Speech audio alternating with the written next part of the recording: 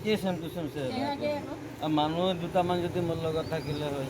আপোনাৰতো ল'ৰাটো বোলে ভাইটো তোমাৰ ঢুকালে বিনোদ কৰ্মী আৰু তাৰ নাম হৈছিলে বিজয় কৰ্মী।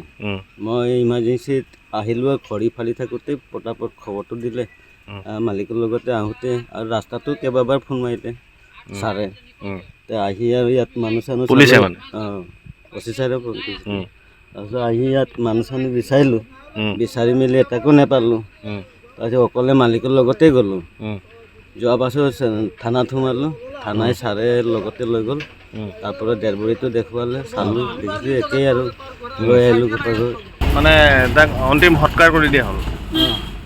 আচ্ছা, তাৰপিছত এতিয়া পিছত কি হ'ল? সি নহয়, তোমাৰ ভাইটি নহয়?